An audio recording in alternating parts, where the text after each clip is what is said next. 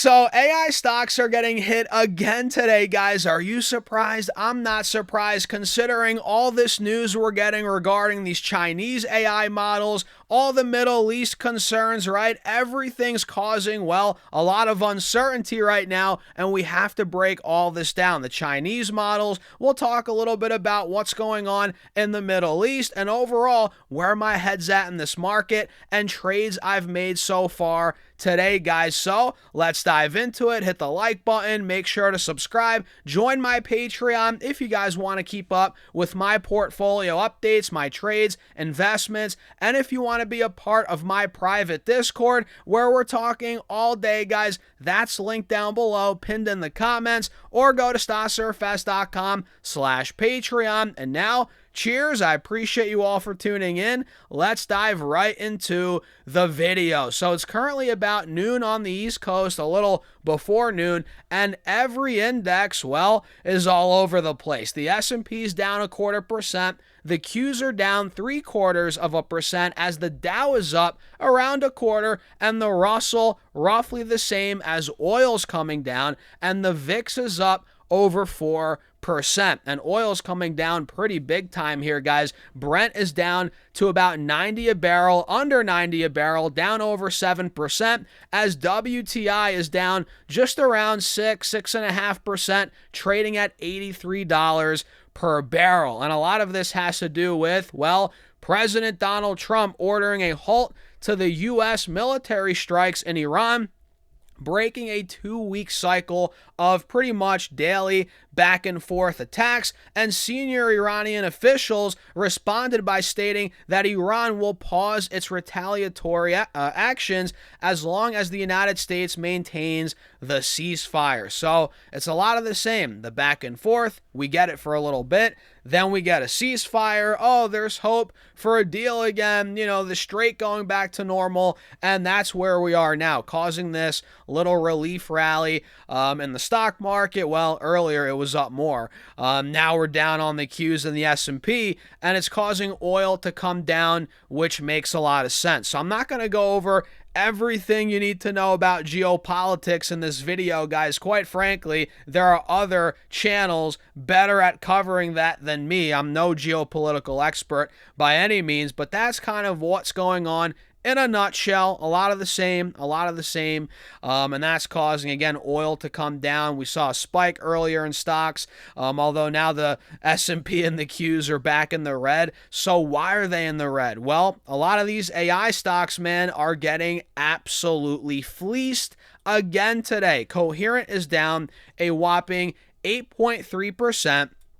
Pretty much testing the lows again from 10 days ago. So we had a nice relief rally from 255 to about 325. Now we're back to 259 on Coherent. Lam Research is back to 280, where, it's getting close to where I initially bought it. I sold it here in the mid-high 300s. I bought it in the mid-high 200s. So it's crazy, man. This thing's down another 8%.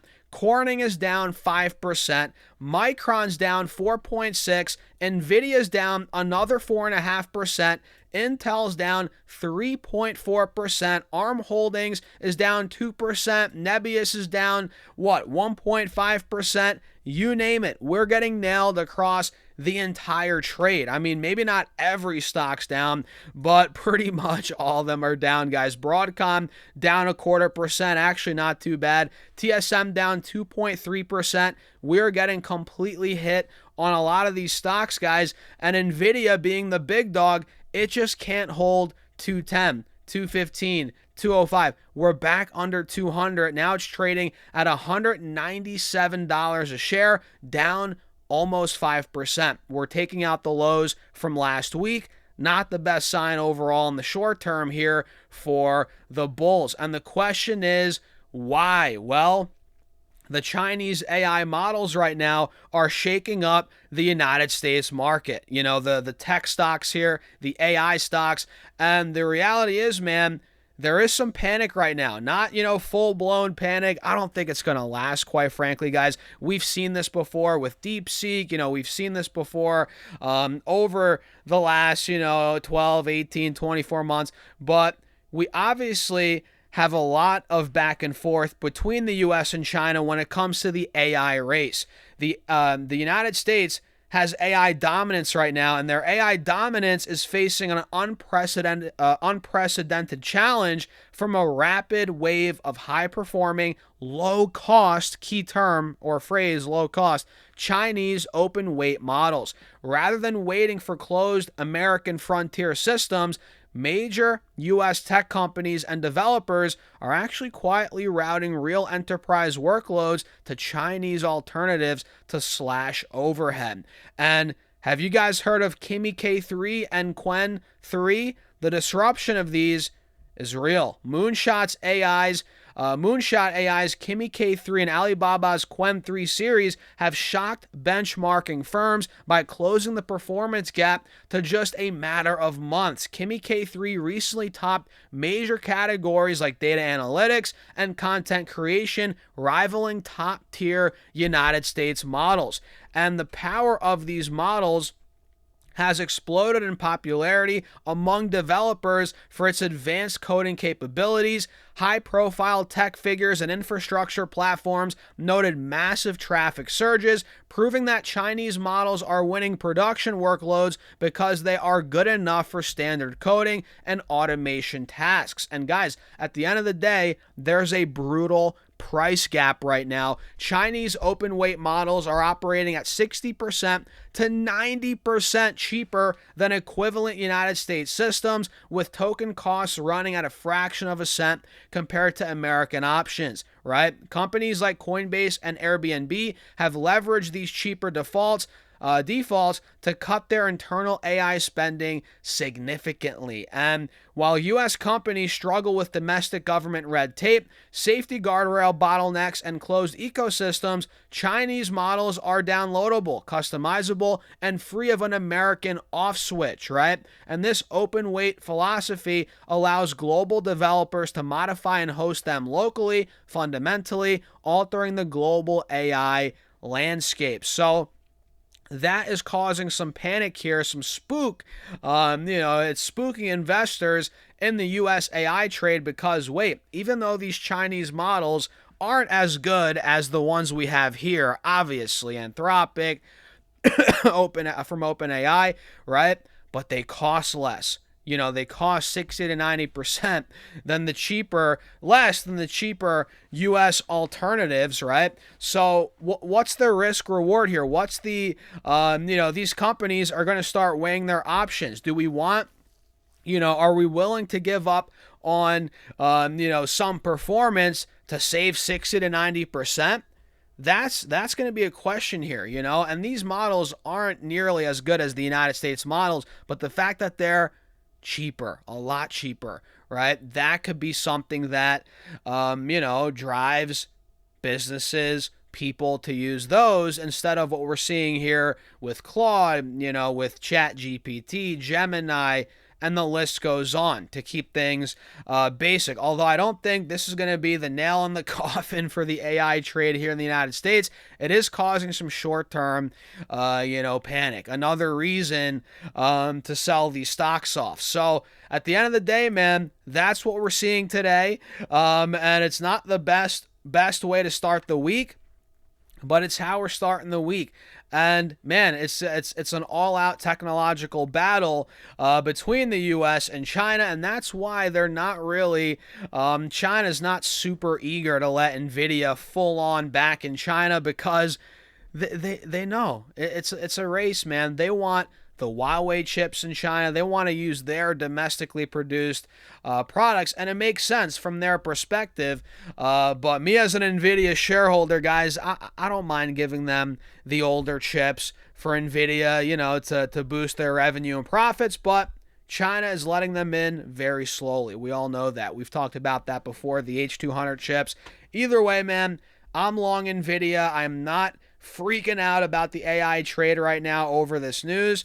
Could it be bad, or could it get worse? Could these Chinese models put more pressure on the U.S. companies? Sure, they could, but I don't think it's the nail in the coffin by any means. I don't even think we're in the coffin. People think we're in the coffin right now because a lot of these stocks are selling off. But look at the year-to-date charts. I'll leave you guys with that. We are still up a lot year-to-date, and a lot of these stocks don't look that bad on the longer-term charts.